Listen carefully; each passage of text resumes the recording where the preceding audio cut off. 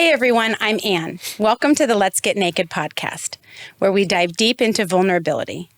In this space, we'll explore what triggers us, uncover the patterns holding us back, and discover how to take charge of our own growth. If you're ready to dig in, be vulnerable, and face the tough stuff, then buckle up. It's time to get naked. Let's talk about limiting beliefs. Those sneaky, destructive lies we tell ourselves, or worse, absorbed from the world around us without even questioning them. These beliefs are silent killers. They don't scream at you, they whisper. They murmur in the back of your mind, you're not good enough. You don't have what it takes. You're too late. You're too much. Stay small. Stay safe. And you know what? Left unchecked, they will run your entire life. They will keep you in cycles of fear, self-sabotage, procrastination, perfectionism, burnout, you name it. They don't just affect your mood or your confidence, they affect your decisions, your relationships, your health, your money, your entire future. That's the kind of power we give them when we don't question the stories running through our minds. But here's the truth bomb. Your mind is not your enemy. It's your most powerful asset if you learn how to use it. We're out here trying to change our lives by hustling harder, doing more, forcing change on the outside, when the real battlefield is inside. The real shift happens the moment you become aware of the beliefs driving your behavior. Self-awareness is the key. The moment you stop and ask, wait a second, who told me I had to stay small? Who said I couldn't have what I want? Why do I believe this? That's the moment the door cracks open. And once it's cracked open, if you're brave enough, you can kick that door down and step into your power. Reframing your mindset isn't just some trendy Instagram quote. It's a survival skill. It's life-saving. Because when you realize that most of the truths you've been living by are actually just inherited stories, fears, and conditioning, you set yourself free. And when your mind is no longer a prison, your life becomes infinite. The things you thought were impossible become doable. The people you were scared to become, you become. The dreams you buried come back to life. You begin to operate from who you truly are, not who the world told you to be. And that, my friend, is where inner peace lives. Not in achieving more, not in getting it all right, but in finally understanding yourself, finally meeting yourself, and finally giving yourself permission to be that person unapologetically. So if you're listening to this and you're tired of the same cycles, if you feel like something is missing but you don't know what, start with this. What do I believe about myself that's keeping me stuck? Dig into that. Rip it apart. Replace it with truth. Because the moment you reclaim your mind, you reclaim your life. Today, I'm stripping it all off with Falco. Howard is a spiritual teacher, mental strength coach, and the author of 3 books on human understanding and potential. They are Invincible, The Mindset of Infinite Potential and the Secret to Inevitable Success, I Am, The Power of Discovering Who You Really Are, and Time in a Bottle, Mastering the Life Experience. Welcome to the show, Howard. Thank you so much. Yeah, absolutely. What a beautiful, beautiful introduction. Thank you. Thank you. Wow. I appreciate it. I'm so excited. I was telling Howard before we started that, kind of the style of getting ready for these podcasts is I dive in a couple of days ahead of time, and I have just been devouring his most recent book. It is such at a place in my journey that just hits for me and is where I feel like I am. I've done, a lot of different work, my own style to get there, but it just hits for me so hard, and it makes me feel like everything that you say is just truth. I mean, it's everything I've been working for, and I look towards, just some of the things that I've read in preparing for you coming today of, wow. I mean, just it's blowing my doors off, So thank you for being willing to put all of this out here for us, because it's everything. Absolutely. It's truly my honor to do so, and it's my honor to be here and talk to you about it today. Yeah. A funny story I'll tell the listeners. This morning I was telling Wiley, he asked, my 18-year-old son, he asks, who's on the pod today? And I say, this author, and I'm telling him, like, I'm really loving this book. And, I've never tagged a book before, right? I've never written in a book. I highlight sometimes, but I'm devouring this book in such a beautiful way. So I'm telling my son, I'm taking to college tomorrow to start his football journey, and he definitely comes from this mindset that is in your book of he believes he can be anything. I've taught him that. I believe I can be anything. It's incredible. It is incredible. And he's telling me, oh yeah, I was talking to Kevin at the gym about, this or that or whatever, and he's telling me the I am whatever, and I'm like, Wiley, that's Howard. That's who wrote that book. And he's like, that's who you're interviewing today? And I'm like, yes, it is. And it just blew my mind because he's like, that's so excellent, So to be able to have that be, what a cool synchronicity of being able to have that. He was speaking with that guy yesterday about your work at the gym and how powerful that was. It's an amazing synchronicity. It is. Very cool, very humbling. Yeah. So great. Kudos to you. Thank you. Tell me a little bit about your journey and how you've gotten to the place of putting out these amazing pieces of work that we can all devour. Sure. Well, my journey started when I was very young. My mom said the minute I was born, I was running and curious and touching everything like a lot of toddlers do. But the real shift occurred for me when I was 14 years old, and my uncle and aunt took me on a fishing trip with my cousin. I grew up in the suburbs of Chicago. And so they took me up to the northern border of Minnesota, very close to the Canadian border. And when we drove up, it was like a 10-hour drive. We got there and we had this old rustic cabin that looked like it was out of a novel that sat on the lake in the middle of nowhere. And there was this old creaky dock, but it was getting dusk and we put the clothes away and everybody was tired and wanted to go to sleep. And at 14, I wanted to explore. So I went out the door, went straight down to the end of this dock, this creaky dock, and just stood there peering into the darkness. And the first thing that hit me was the oxymoron of the sound of silence. I never experienced silence before like that. And it stunned me as I just sat there and took it all in. And it was pitch black. It was a moonless night. And as I looked into this very still lake, I started to see what looked like lights shining up from one area of the lake. And I'm like, what is that? And I saw that lights were shining up from another area. And then I realized that they were covering the entire lake. And for a split second, I could not figure out what that was. And then I looked up. That moment changed my life forever. I could not believe the amount of stars that were above my head in the sky that obviously were reflecting off the lake.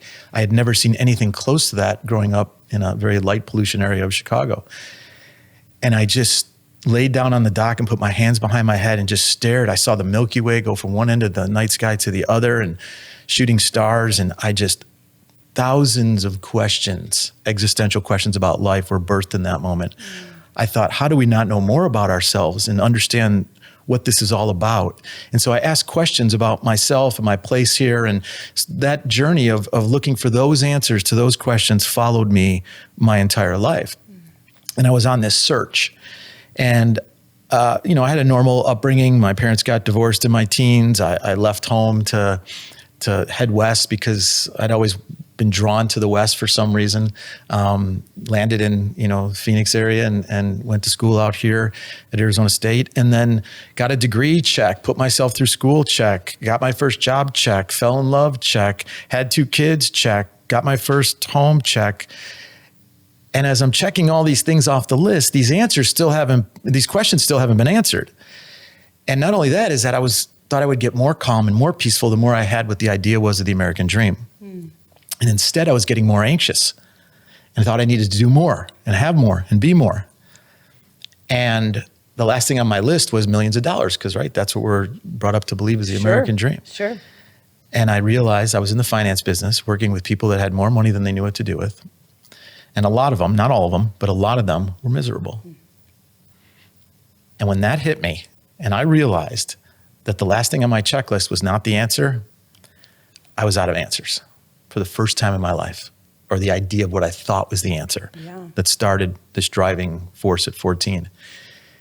And I remember feeling so desperate and this yearning, this guttural yearning. I just got down on my hands and knees in the middle of my house, threw my hands up in the air and said, life, universe, God, whatever it is that's creating all this, I need to have answers and understanding. And it came from such a deep place. And I just asked these deep questions, let it go. And then I went back into my life. 2 weeks later, I was in a seminar I'd read a book. The guy wrote a book on trading the markets from a psychological perspective. And I thought it was an interesting angle on how you, trading strategy. So I went to his seminar. There were like 24 people, 25 people at a local hotel. And he was talking about this idea that you're creating the whole experience. Like when you get in, when you get out, how much money you put in, what vehicle, like you're developing that whole experience for yourself. And I thought, hold on. I'm not only doing this for trading.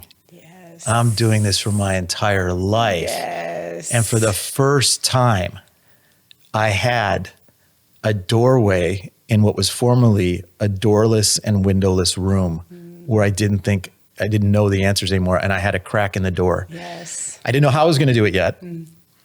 The second thing that hit me was that I realized that I had asked these deep questions to life with a real readiness for insight. And here was life answering me. Yes. And I thought, oh my gosh, this is how it works. Life is here to bring us insight and understanding when we are ready to receive it. Yes. It's up to us how much we take in and what we do with it in our lives, but it's always here for us. I have goosebumps now just talking about it. Same. And so after that day, I went into life with this childlike mindfulness and wonder and awe, like, where's it coming from today? And I wasn't like I was forcing things to come together. Like I wasn't adding license plate numbers up and, coming up with a number and saying, oh, that's the universe talking to me. But the day after, I was in traffic and there was a license plate in front of me that said MRCLSHPN. And just to quickly give you what it says miracles happen. And it was right in front of me the next day. Yes. So there was stuff like that. And then I listened to a song on the radio that I'd heard hundreds of times. Yeah. And I heard the song for the first time. Yes. I heard the lyrics and what the meaning was. Yes. And it was so connected to my experience. And I thought, wow, this is what waking up is Yes. being present enough to see the messages when they're coming. So that started. And then just to quickly wrap this up, 6 months later, the time window between question and answer started to shorten. And I'd ask a question, I'd be present, and it would show up in a couple days or an hour. Well, at this time in December of 2002, all of a sudden, the way I express it in the book is time collapsed and information just was dropping in faster than I could even write it down. And that was the birth of I Am, my first book. This information downloaded to me. Now, there's a lot that's in this, so you can ask any question, but it took me a year to get my arms around it and not think I was crazy. Right. And be like, wow, this insight really is clear to me, what wasn't clear to me before. And I knew the rest of my life was going to be dedicated to being just a humble servant of this insight and awareness and just share it and put it in a discourse. And I wrote I Am. It got published. They asked me to write a second book, and then I recently wrote Invincible. That's the short story. There's a lot in between there, but Sure. but to answer your question, how did this all unfold? That's the short story. Yeah. It's powerful because the timing could not be more amazing with you sitting here, because all of the things that you're talking about are things that have happened to me in the last couple of years of really understanding, when you say time collapsing and when you talk about answers that come shorter and shorter, when it first started happening for me, I was like, what the hell just happened? Right. And then you realize you're in co-creation with things and that this is all in your hands to be able to do whatever that looks like. Right. For me, it just started blowing my mind. And I'm at the exact same place where now I have this knowledge and all I want to do is share it wherever I'm supposed to. Put me in, right? I always say that in the mornings. It's like, I talk to the big guy, whatever you believe, universe, creator, Right. whatever. Put me in wherever I'm supposed to be of the Right. biggest, my highest use for the collective, for being able to really share this information. I don't care about anything else anymore, Wow. And I went from the same thing that you did where you're talking about, I checked all the boxes, right? I had all the things. I was living the American dream as we were dealt that when we were kids. I had all the things, and I've never been more miserable in my life. Right. So to be on this thirst for knowledge over the last Right. half a dozen years of just tell me, show me, give me the answers. I felt like the exact same Right. thing. Yeah, and the thing for me was, I had thought I wasn't good enough my whole life. Yes. Because of the way, whether it was through nurturing or through, as I say in the book, there's 3 different ways we get our identity. Could be nurturing, could be our personal experiences, or it could be genetics that have come from previous generations and the way they socialize with their environment. But I didn't I didn't see, I saw imperfection everywhere. And what I realized in just an instant, a flash, was that I was doing the best I could at each moment of my life with the understanding and awareness that I had. Mm-hmm. And once I relieved myself of any guilt or shame or regret that are all false anyways, because woulda, coulda, shoulda are lies, I felt liberated and free. And I also allowed more compassion, more empathy, and more love for myself. And that made me feel like I could take a collective breath. And I felt this peace. And that peace provided a state of mindfulness and clarity. Because when you're not in peace and you're not feeling like you're good enough, you're always searching for something on the outside to make you feel better. Yes. And so you're not present. You're not as present as you could be. And that's the whole point of writing Invincible, was to show people the formula of how to get to that presence. Yeah. So this book is everything. This book is literally everything. Like I could not, and I devour books like crazy. I cannot speak highly enough about this book. Like, thank you so much. Seriously, thank you for being willing to put this out there. My honor. You know, for the listeners, it is. I'm speechless again. How does this keep happening? It's so incredibly powerful to realize it isn't all of the stuff that's out there. Everyone's chasing all of that stuff, and there are enough of us who say, "We did that. We got there. The place that they said, told us we needed to get, we got there. It's not there. What they told us, the happiness and the contentment and all of the things that we were promised, it's not there." So allowing us to be, kind of teachers in this world a little bit of, hey, don't worry, that's not the direction you need to go. Figuring out what's inside of you, that's where everything is. That's where all of the answers are, right? Right, absolutely. And there's nothing wrong with having experiences in the outer world or accumulating things that you enjoy. Sure. But when you do it because you're trying to satiate something on the inside, it becomes like trying to fill a bucket up with a hole in it. Yeah. It's never enough. So the best way to enjoy things that you want on the outside is to first find the peace and the understanding, the compassion and the love on the inside, because that's the truth. And that's what life will keep driving you towards. It will keep trying to show you the reason that you're suffering is because the thoughts of who you are on the inside are misunderstood. Yeah. You're seeing limitation where there's nothing but perfection. Right. And that can be hard for people in this, a lot of people that have been brought up or have gone through tough experiences or have been nurtured in a way where they feel imperfection. Yeah. Well, it's incredible because I think I don't know anyone who doesn't struggle with that in some degree of just not being enough, not, like you said, no matter how it was dished out to you, it doesn't matter. When you have that, you can't really lean into your full potential and your highest purpose of whatever that's supposed to be. It limits that because you've poisoned the well. I think it was a saying in your book of like, you've poisoned the well by just having those mindsets in your own mind. And it's not of any fault. It is poison to the well. Yeah. And the well is the wellspring of creation, right? We're part of this infinite universe. You're a creative being in this universe. There truly are no limits on the universe. There's no limits on you in terms of what you can create. So the only limitation comes from a limitation of mind, because that stops action and that stops energy. So the process of self-awareness allows you to dig up and surface where the limiting thoughts have been. When I work with athletes, that's one of the first things we do is try and find out where there's a hidden limit. Even for the ones that have hit the highest levels in professional sports, there's still, if they want to get to the next level, there's still a limit to find, to dissolve in order to set them free. And sort of a movement into a little bit of an uncomfortable zone, but some of these athletes really want it. That's the thing about athletes. But there's a little bit of work to be vulnerable, as you said in your opening, and uncomfortable for a little bit until you realize that's the new normal for you. Yeah. And that's what shifts things. So yeah, you're right. So many people, and I've obviously worked with thousands over it's been over 20 years now. So I've seen every story, but the book demonstrates how powerful our story can be, and how to realize that once you awaken to the realization that you're the narrator and the writer and the director of your story, it becomes very exciting. Yeah. And it's like, ooh. It is It's exciting. a new day. I get to is. decide kind of how I'm going to approach this. It's going to be out of my comfort zone and different, but I'm going to try it. I used to say, like, my comfort zone, I used to be able to, like, lean back and kind of touch it. And now it feels like, you know, if you're up in a plane at 30,000 feet and you look down, you see the farms and there's like a postage stamp of that's my comfort zone now. It's so far away from anything that I could, in the best possible way. Because I wake up in the morning and I go, ha ha, I get to do it again. I get to do it again. I've been given another opportunity. Right.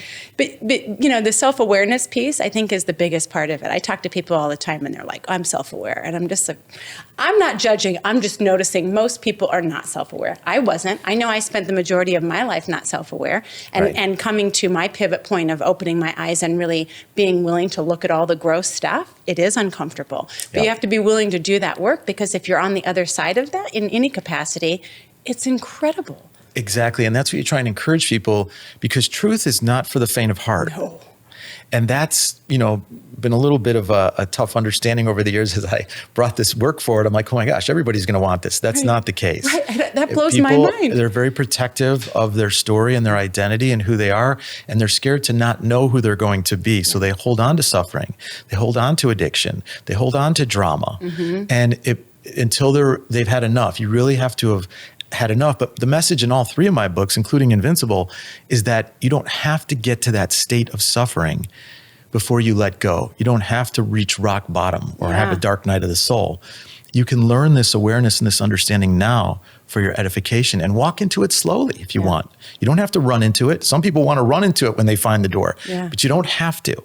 But the information is there for you. The guidebook is there for you if and when you're ready. What do you see when you meet people? Obviously, if they come seek you out, they're ready. But how do you, like, what do you say to other people that maybe don't even realize that the door is there to be cracked? You know, like, is there something that you would even just say that kind of gets them to realize, to be curious? Because me, I always come from this place of curiosity, and I tell people, I encourage people, get curious about stuff. You know, when things are bumping and you're getting triggered, I'm like, those are just assignments. This universe is just a classroom, you know? It's interesting, Anne, that you say that, because with my athletes, I tell them when they're having struggles or they have challenge, don't get angry, because a lot of them get angry because there's so much energy and intensity. Get curious. Yes. What's being offered?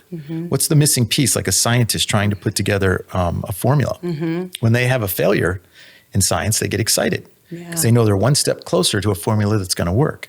That's how it should be applied in life. But when people come see me, I know once they enter the door, or they call, or they're doing a Zoom, or they're coming to my office, or they're calling me, that they're ready for some truth. So I don't hold back, and then they can take what they want. For other people, in trying to encourage them to be curious, that can be a little bit of a test for me, because I have to wait until I'm asked a question.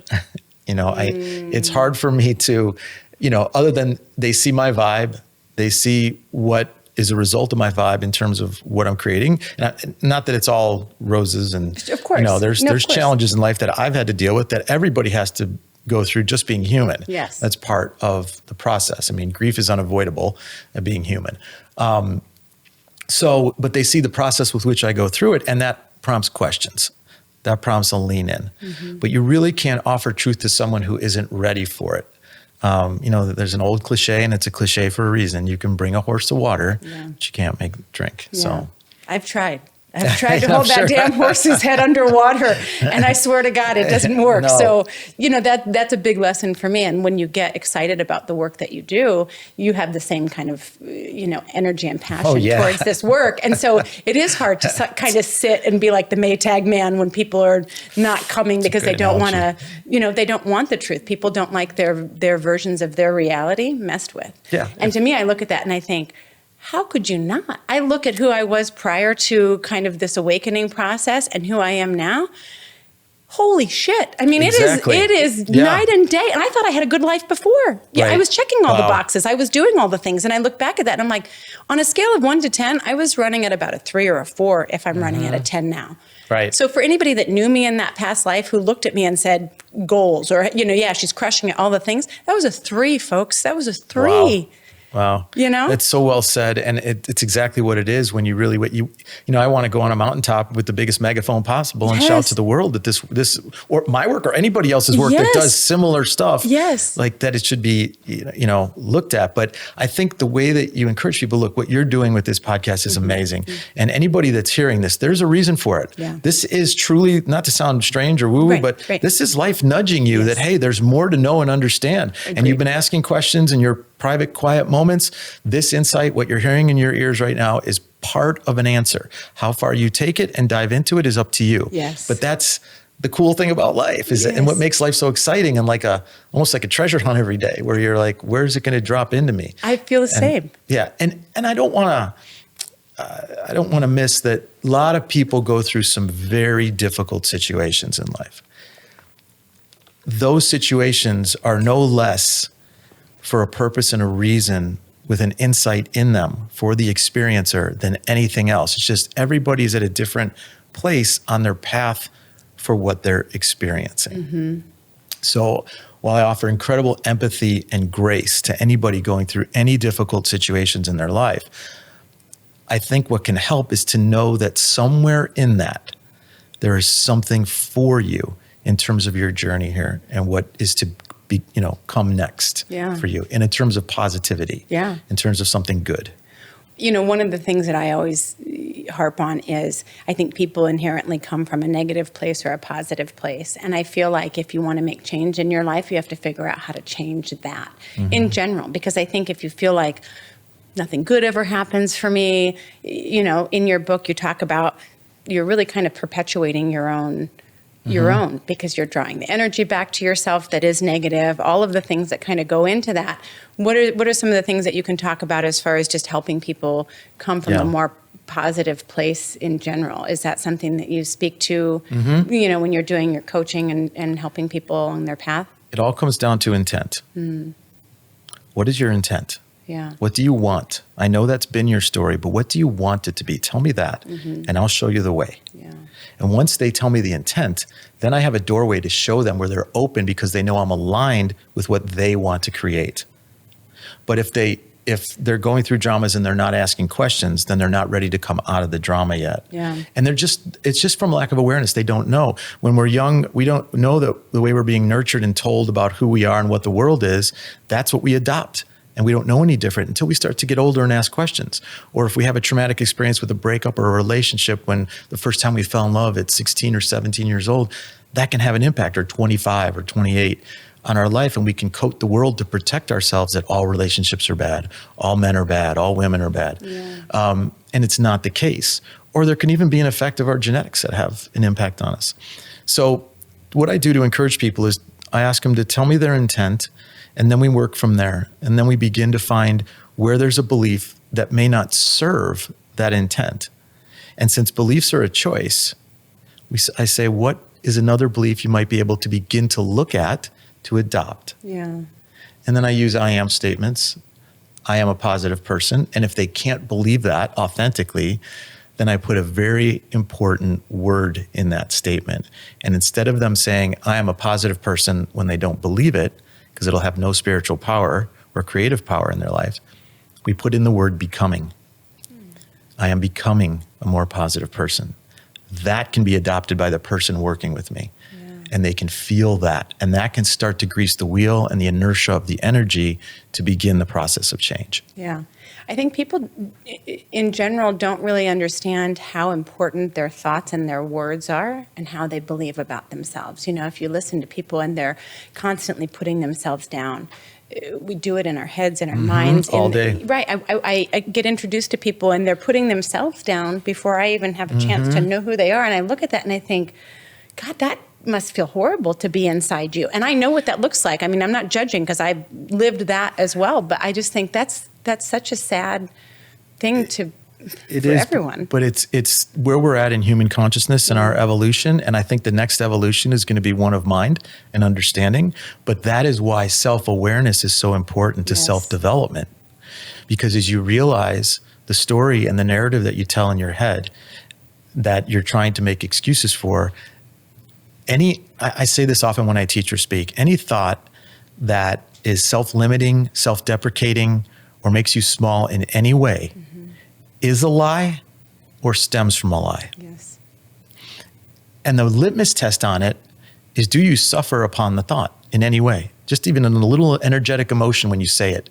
Does it feel good? Yeah. No. And it's not designed that way by divinity or by life, because it's trying to nudge us more to the truth.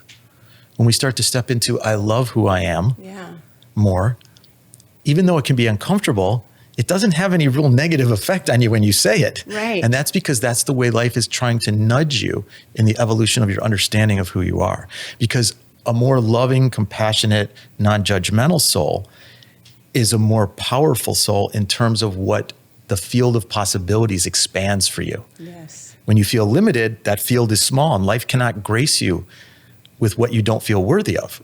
Or if it does it's only going to be for a short term, and then it's going to be destroyed, like we've seen in pop culture in a lot of public situations, right? People they have great creative ideas.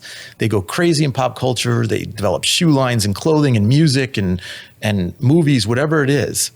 But if the construction for the person is not there to support that kind of abundance, they'll destroy it. Yeah. And we've seen that so many times. Same thing with an athlete. He'll have great success, and he'll shoot past what he believes is possible for himself.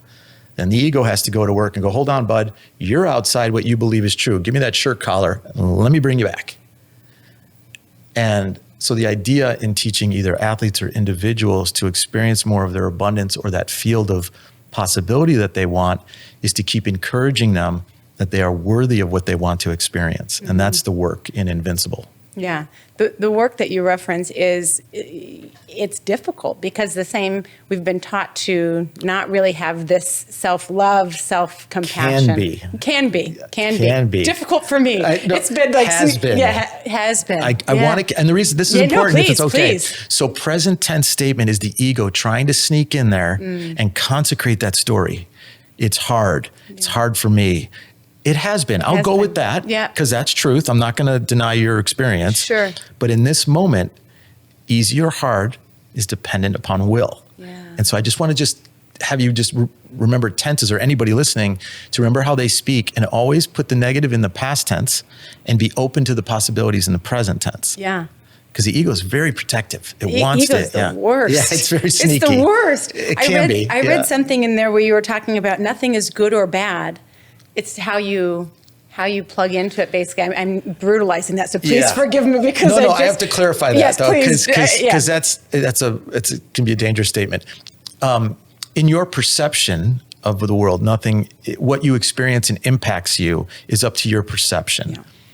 Good or bad in the world, there is a grand version of good or bad, and it's, I would say bad leads to destruction in the world, chaos. Good leads to expansion, creativity, growth, more possibilities. And good is more aligned with love and connection and unity. Destruction is more aligned with disconnection, disunity, hatred, fear.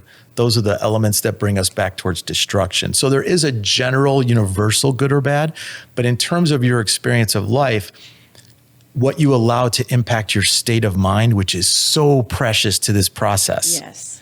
That's another big part in Invincible, is your state of mind. I talk at lengths about it. Is up to you in how you're going to let it in. So for example, my wife and I made a decision about 20 years ago that we were no longer going to let news be produced to us by a narrative. We were going to have great sources for news because there's great journalism out there that does a great job getting facts and truth right. And we're going to make sure that we get that so we understand what's going on. But the tone and the energy with which it's produced that has a possibility of, brainwashing and shifting minds and taking people in really bad, fearful ways, that's not going to affect us or our lives. We also watch a lot of joyful TV, music shows, or things that uplift us, and stopped watching crime shows or murder shows or the things that really poison and infect the mind. It's so interesting, and that so many people today are like eating clean and healthy and exercising and working out and taking the right supplements. But the most important piece in the world is the mind and what goes into it. Yeah. And so to be the guardian of your mind And that's what it really gets to with that quote, this idea that nothing's good or bad. You have to be the guardian of what you allow in. And I want to be clear, I'm not saying that anyone should be like an ostrich with their head in the sand. You're very aware of what's going on in the world, but you've learned how to manage it so that you can be your best version in terms of energy and the way you shine your light and the way you impact the people you love and the people in the world. Yeah. So it's funny that you mentioned that about the health, and what you do to your body and then to your brain. It's just garbage. And then you wonder, and then you wonder why you don't feel great, right. And it's like the TV that we watch or the numbing that we do, right? The news. I'm the same. I don't watch news. You could tell me anything right now and I'd be like, oh, okay. Like anything that's happening in the world, I couldn't care less. I am the person that puts my head in the sand intentionally. Well, and that can be intentionally. Protective. Because my husband's paying attention to what's happening in the world, and that's our agreement. And that's our agreement, right? Okay. Because to me, I think the news is garbage. I think they prey on fear, right? I'm glad that you responsibly source what you bring into your mind, because I think that's super responsible. But if you just turn the TV on to any local news channel, to me, I think everything is based any in cable fear. Channel? Yeah, right. It's like it's rooted in fear. It's preying on people's fears, and I just think they're trying to pit us against one another rather than connecting. A lot of times. Some stations are definitely trying to do that in a divide and conquer strategy. Sure. And then others are simply trying to get eyeballs to stay on the channel for advertising dollars, and they know that the most powerful weapon when it comes to mindset in terms of keeping people focused on what they want is fear, because everybody wants to survive. And if you say, we'll keep you safe, people are going to watch because they're afraid. Sure. And that's when you sort of have them hooked. But waking up or understanding that you have a powerful mind and clarity to be able to see truth in the world. And the key word is discernment, right? To be able to discern insight and understanding and awareness, I think is the key thing. And that's why the more you can come to peace on the inside, the more unafraid you will be to look at and discern truth on the outside, rather than just be emotional and say, I just need something that's going to keep me safe. Yeah. And so if that's going to keep me safe, then I'm just focused on that and that only and nothing else. Sure. So again, it's not for the faint of heart, but it's for people that really want to empower their minds and use the power of their own independent thinking to really see and kind of wade through what can be often muddy and chaotic world. Yeah. Well, it also helps you when you have that inner peace, when you've done the work to be able to get to that place. It makes the things that you deal with not seem like these big, crazy waves. Right. You're able to glide across that with more ease. So when people look at people like you or people like me who have, gotten involved in this work or embody this or really, make this our life, right. It looks easy. People tell me, oh, your life looks easy. And it's like, I've been willing to do really hard things to get to this place. And it doesn't mean that I don't still have struggles that happen every single day, but I come at it from this mindset of, what do I get to deal with today? Because when you say the sense of awe and the sense of wonder, I couldn't agree with you more. I just think that's the key to everything, is being able to really come from that place and get curious about how you feel about things or how you see things. For me, I was dealt a truckload of shame. I continue to perpetuate that with my own patterns, and the ingredients that make up my recipe lended very well to just continuing to perpetuate shame and pass it down to my children and all of these things that happened until I really started diving into things. Wow, good for you. Yeah, but it's like, I lost my train of thought. No, that's okay. That. We could talk forever about guilt, shame, and regret, because those are the three poisons of the mind. Yeah. And they get embedded in us early as tools of manipulation. And I'm not saying we don't need to have reflection on something we do that we do not want to do again or that harms another person. That's the initial reason for those feelings. But when you carry them, they poison your mind, because if you don't forgive and you state, I am guilty, I am shameful, or I am regretful, the ego has no choice. And life has no choice, because if that's what you say your creative narrative is, it's going to find another situation to help you to feel and validate that again. Yes. And that's the scary part of carrying guilt, shame, and regret, is that it follows you and the tail sort of whips you in your next experience. And that's why self-forgiveness is important. I want to be clear, it doesn't condone anything, and it does not mean you don't take responsibility for what happened. Of course. But you refuse to let the past affect your future.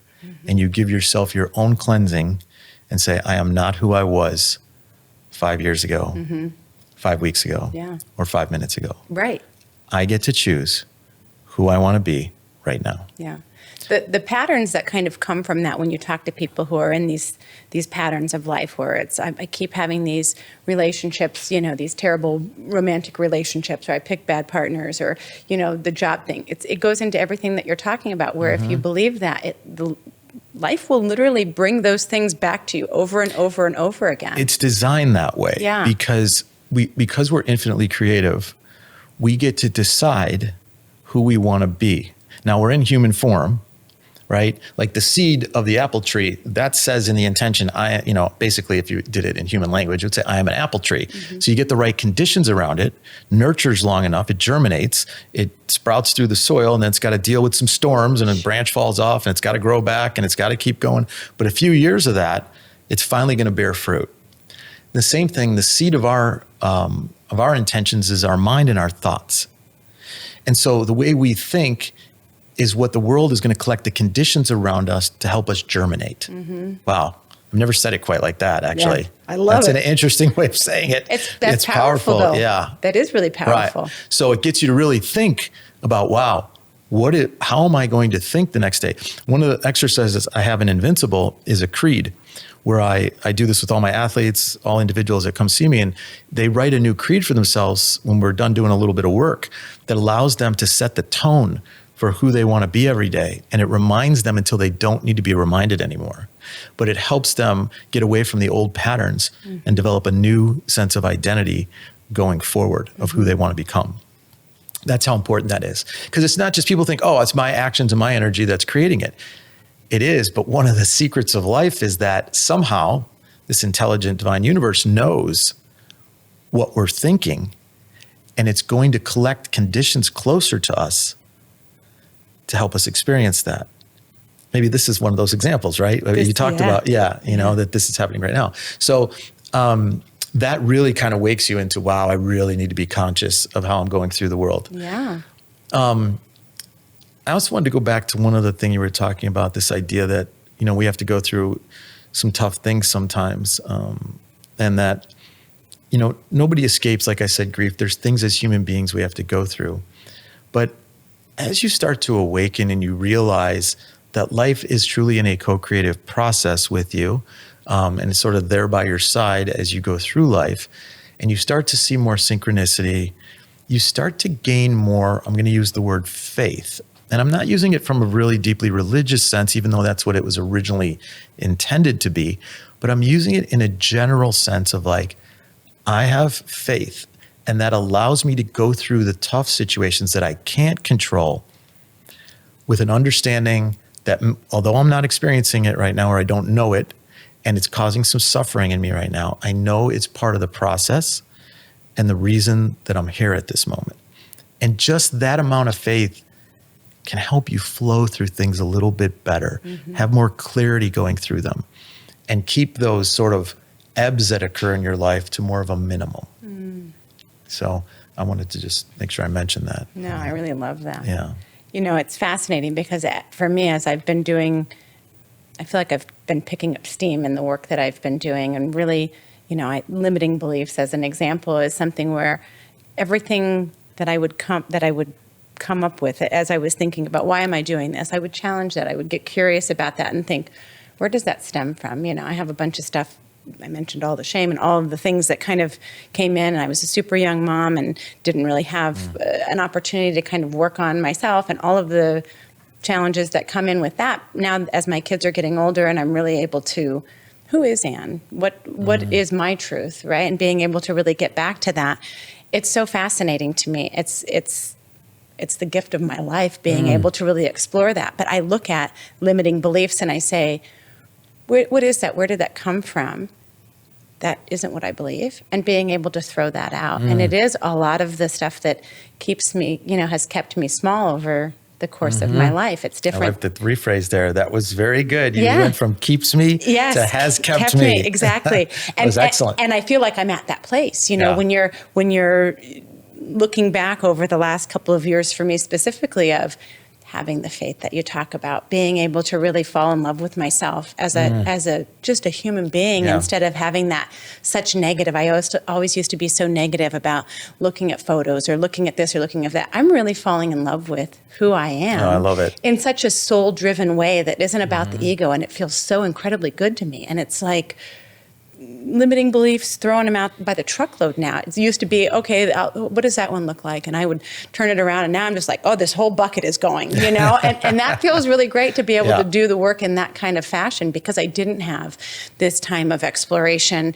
You know, I talked to my husband, he had his 20s to kind of figure out who he was as a human being, and he's always been very solid in that. And to me, I'm like, I had no idea. They handed me a baby at 18 and sent me out of the hospital and like, okay, keep this thing alive. Right, exactly. Exactly. I had no idea what the hell I was doing. So I'm having so much fun with this, not only for myself, but for the people that the big guy puts in my path to be able to help along their journey and be a conduit for them, you know, to be able to meet other people that are in this space of understanding and also having, you know, the humility to realize that you're just here to share that work with everyone as well, because you're making a huge impact too. Yeah, I say that your existence as matter is the self-evident truth that you matter. Like if you're here in existence, you matter. The question is not if you matter.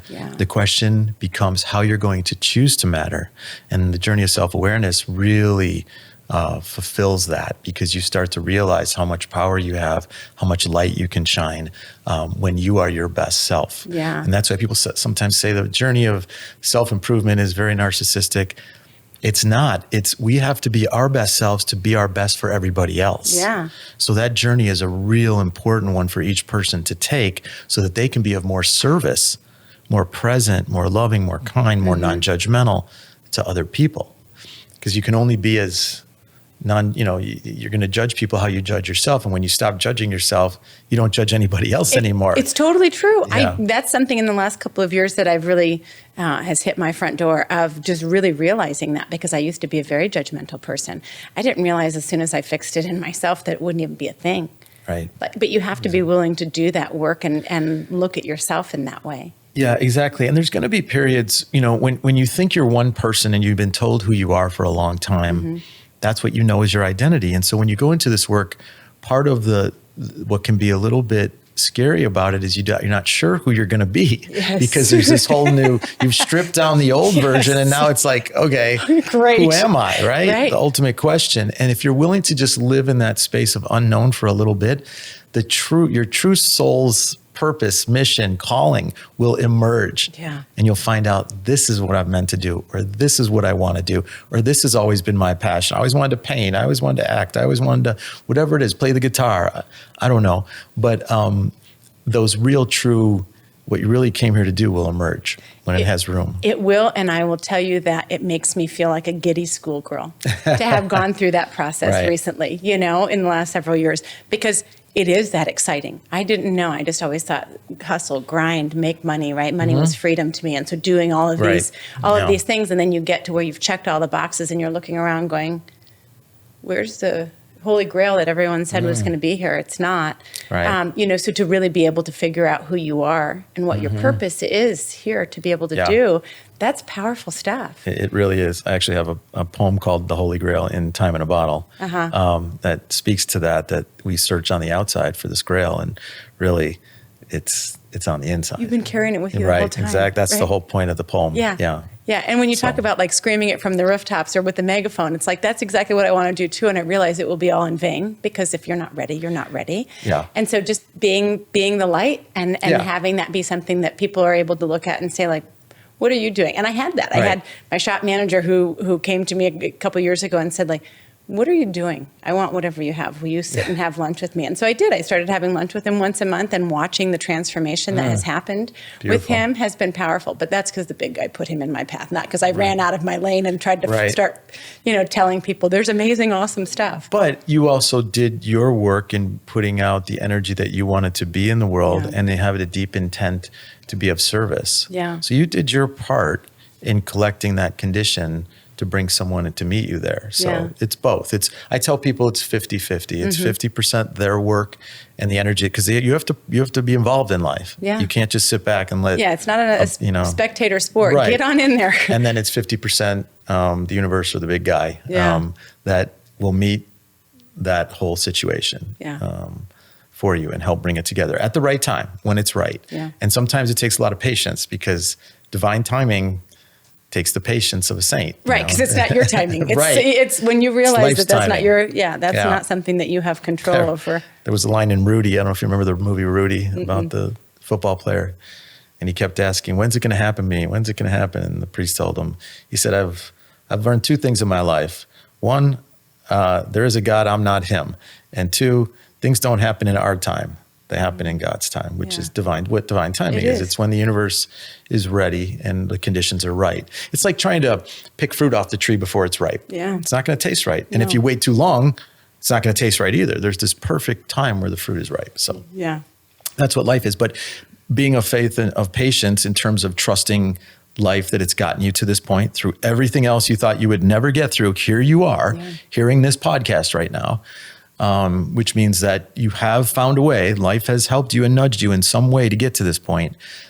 So it will continue to help you going forward. Yeah. What are the things that you do in your life that keep you balanced? They keep me balanced. So I do meditate from time to time when I feel I'm a little out of alignment. It just helps get me back centered. I spend a lot of time either traveling or in my office writing. So I like to get out in nature. So one of my hobbies that I enjoy, whether I'm playing by myself or with people, is golf. It just gets me out into nature and it just allows me to, be competitive with myself and have that side. Spending time obviously with people I love fills my cup. And that's pretty much it. Yeah. What do you do to help keep your ego in check? Because I think when you bring this kind of powerful stuff, I can't be the only person that's, glazing you and, oh my God, this is so amazing. Yeah. But how do you find that to kind of keep your ego in check, that it's not about you, it's about, serving the collective? And correct. That's that right there, that memory that it's not about me. But that's a great question. When this first happened, I realized that the doorway that opened up to this incredible, like this hungry traveler that opened a door that had a night of the round table filled with food that you couldn't see the other end of. Like that's how much a grace I felt. And I immediately felt this sense of humility. And I knew that it was humility, the humbleness to say, I don't know, that opened the door for me. So I was so guarded on that when I came out with I Am and Time in a Bottle, I was almost too quiet about it. I was too scared to talk too much about it because I thought that door would close. I was so afraid. I didn't want it to close. It was so great. Yeah. Now I've realized 20 some years down the line that there's a lot of people that talk loud and proud about horrible stuff and get people's attention. I mean, just terrible stuff. Yeah. And I've made a decision. I'm not going to be quiet anymore. I'm going to be loud and proud. But I've learned the humility piece. I don't know everything. I will never know everything. I will never say I do. I'm always a student learning. I'm always going to remember the grace of it and that this is not about me.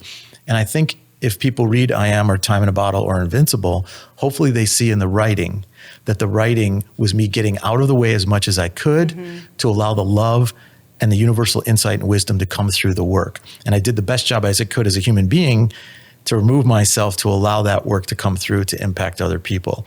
And that's what I do in my work. And I have a great support system with my family, my wife, so they keep me grounded and friends. And if anything, I err I try to anyways, to the humble side. Yeah. But in the same breath, I feel like because of the mental health crisis and the way the world is, that I also, why not me stepping up and, and just keeping the humility, but letting people know that this work exists and that they can come to it. But it's a fine line.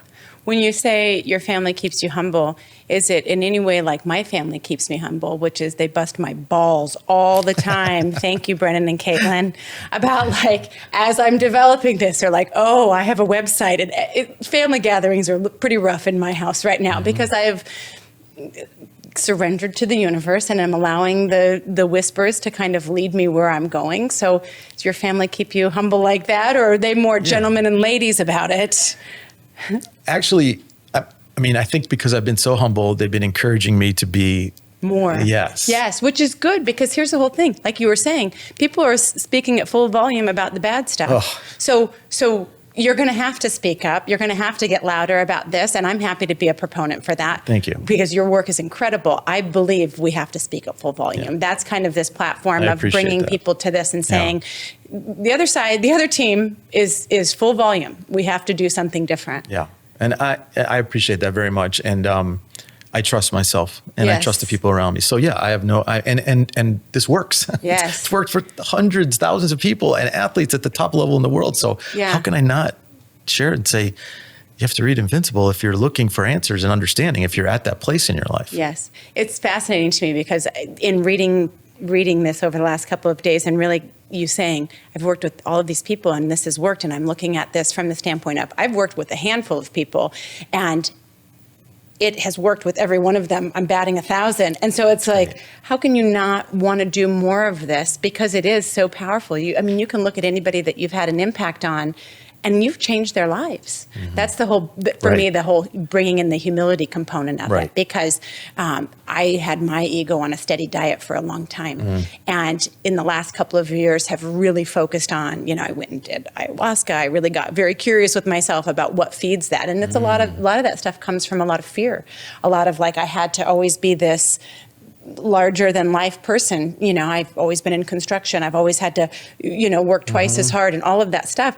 I don't need to do that, so there's something very lovely about a humility that just sits there, and you can feel that energy of understanding it has nothing to do with me, and I'm still going to do this work, doing it louder or prouder, or really being able to lean into that. But that's a big deal. Yeah, I thought of something that actually keeps me on track. Yeah, tell me. Anytime that I feel any sense of need, I know that that's coming from ego. Yes.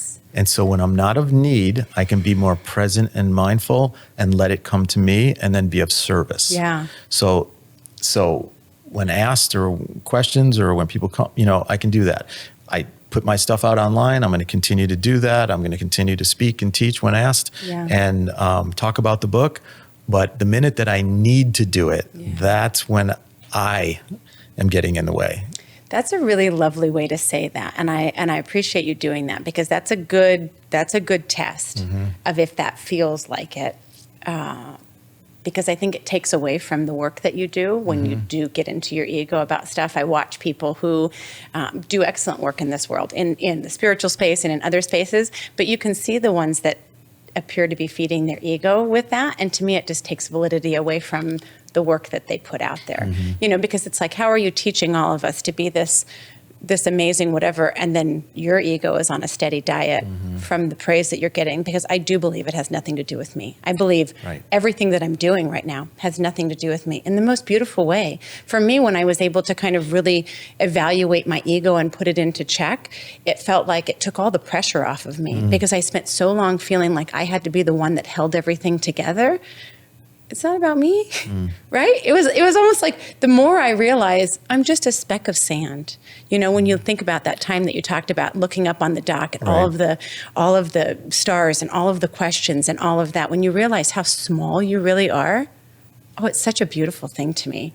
How small, but yet how big. I know. I feel how big in terms of what the possibilities are. Yes. And I want to make sure people know that doesn't mean you can't create joy in your life and have things that you enjoy and do and experience. It's just when it comes to the service of others, you let something grander flow through you, because you become a vessel and a servant of that understanding. But it also doesn't mean that you're, as a human being here in life, you can't enjoy yourself and do fun things. Sure. I want to be clear on that. Yeah. This is not, shaving your head and putting a robe on and cleaning floors for the rest of your life, But even though some people in Buddhism love to do that, and that's what gives them peace, and that's okay. But it doesn't have to be like that. You can learn. One of the great things about this work is that once you have this understanding, some people love escapism. They love to go into meditation. They love to escape the world, or ayahuasca, and they keep going back to it. Yeah. But what my message is, take this information, then go back and enjoy your life. Yes. Go have fun with it. Yes. Go create. Go share it with your family. Go be the person in the room that doesn't get affected by anything negative and has everyone get mad at them because they're not falling into their drama. Yeah, yeah. You know? My friends call it my like Glinda bubble, because I just.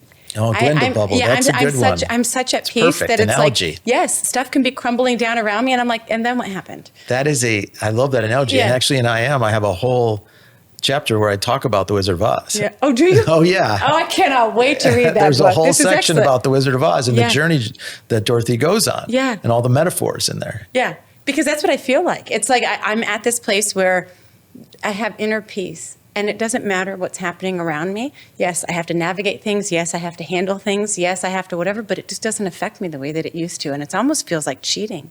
I feel like I've got the cheat codes to life. It is a cheat code for sure, but in a good way. And it's waiting for anybody to take the code. Absolutely. I'm not bogarting it. Right. I'm trying to share it with people.